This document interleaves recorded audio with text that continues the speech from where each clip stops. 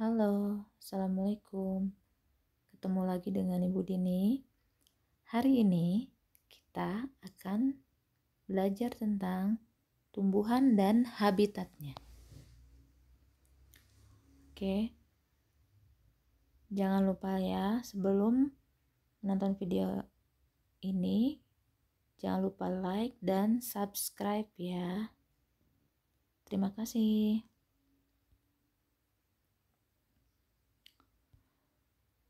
Untuk istilah, yang pertama habitat. Apa itu habitat? Habitat adalah tempat suatu makhluk hidup dan berkembang biak. Habitat itu tempatnya bisa berupa laut, sungai, kolam, sawah. Yang kedua, populasi. Apa itu populasi? Populasi adalah kumpulan individu sejenis yang hidup di wilayah yang sama. Misalnya, kalau di laut ada ikan remora, ada hiu, ada cumi, bintang laut, dan lain sebagainya. Untuk yang di sawah, contohnya ada tikus, ada padi, ada ular, ada belalang, ada burung, dan lain sebagainya. Jadi beda ya, habitat itu tempat, populasi itu adalah kumpulan individunya. Istilah yang ketiga yaitu adaptasi. Adaptasi adalah cara menyesuaikan diri atau bertahan hidup.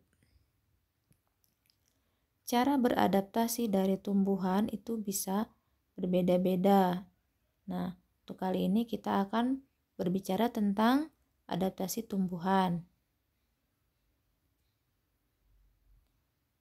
Jenis tumbuhan berdasarkan habitatnya dibagi menjadi 3, yaitu hidrofit, higrofit, dan xerofit.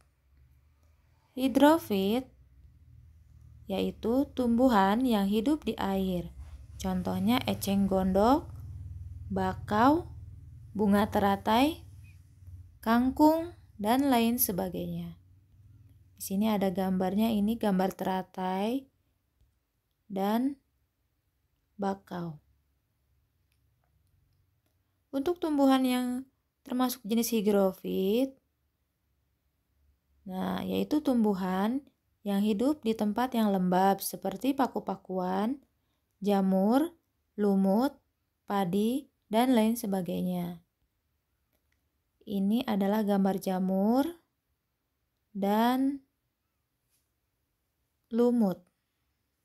Untuk selanjutnya, yang terakhir yaitu jenis xerofit, yaitu tumbuhan yang hidup di daerah kering atau tandus seperti kaktus, kurma, sansevieria, lidah buaya. Sini ada contohnya kaktus dan lidah buaya. Oke. Lalu, bagaimana adaptasinya dari ketiga jenis tumbuhan tersebut? Nah, bisa dilihat di tabel ini. Hidrofit seperti tadi yang disebutkan, eceng gondok, teratai, kangkung, daunnya lebar, muncul ke permukaan air untuk mempercepat penguapan. Kemudian akarnya di dalam air untuk menyerap mineral dan sari-sari makanan yang ada di air. Kemudian batangnya berongga supaya dapat mengapung ya. Jadi rongganya itu tempat udara supaya bisa mengapung di air. Nah, jenis hidrofit ini ada bakau. Bakau itu daunnya memiliki kelenjar garam untuk mengurangi penguapan. Karena dia hidupnya di pinggiran pantai ya yang berlumpur sehingga membutuhkan udara yang banyak. Kemudian akarnya memiliki akar yang khas yaitu akar nafas dan akar tunjang. Akar nafas untuk bernapas di wilayah hidupnya yaitu di lumpur. Nah, lalu akar tunjang untuk menopang tubuh dari ombak. Kemudian batangnya sangat keras untuk menopang tubuhnya. Untuk jenis yang kedua, higrofit, paku-pakuan, jamur, lumut, padi. Daunnya lebar dan tipis. Daunnya yang mudah menggulung. Seperti padi itu ya, selalu menggulungkan daunnya sebagai adaptasinya ketika musim kemarau. Nah, akarnya tidak disebutkan di sini, dikosongin karena ada akarnya yang panjang, ada akar yang serabut, akarnya jadi macam-macam ya. Nah, akarnya ini untuk yang higrofit, akarnya tertanam di dalam tanah. Biasanya jadi tidak terlihat.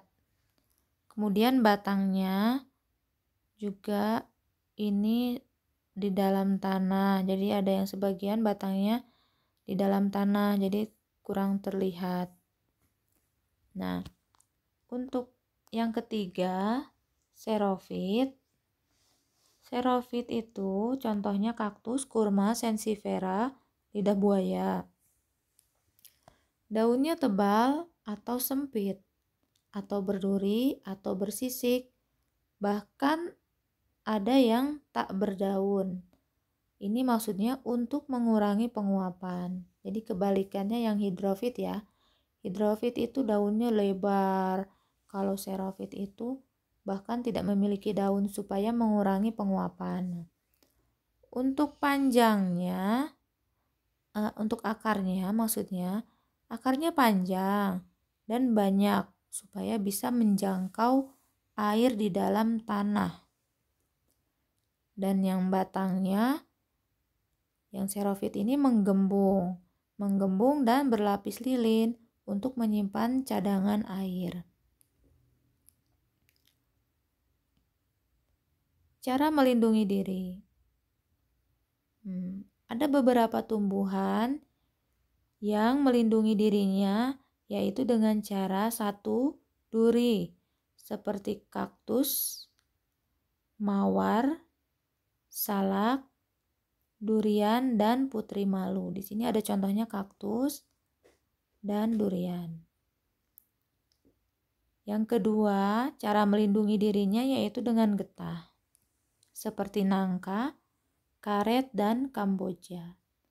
Di sini ada gambarnya bunga kamboja dan pohon karet. Yang ketiga yaitu dengan racun. Tumbuhan yang melindungi diri dengan racun seperti jarak, kecubung, dan beberapa umbi-umbian seperti singkong dan gadung.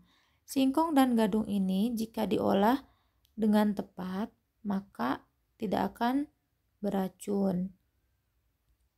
Di sini ada contohnya, ini jarak ya, pohon jarak. Dan ini gadung, pohon gadung. Yang keempat yaitu daun memanjang dan tajam. Contoh tumbuhannya yaitu nanas. Nah, yang ini adalah masih contoh yang tadi ya, yang beracun. Ini, kemudian ini nanasnya. Oke. Yang selanjutnya, soal. Setelah memahami tadi tumbuhan, habitat, dan cara melindungi dirinya, cobalah untuk mengisi tugas berikut. 1. Amati 3 jenis tumbuhan di sekitarmu, lalu amati bagaimana ciri-ciri daunnya, batangnya, akarnya. Yang kedua, termasuk jenis tumbuhan apakah yang kamu amati? Apakah hidrofit, higrofit, atau xerophyt? Yang ketiga, bagaimana cara tumbuhan tersebut melindungi diri? Nah, semua jawabannya kalian jelaskan dalam bentuk video presentasi, lalu dikirim di medsos kalian masing-masing. Oke, terima kasih. Semoga bermanfaat dan selamat belajar. Terima kasih. Jangan lupa like dan subscribe ya.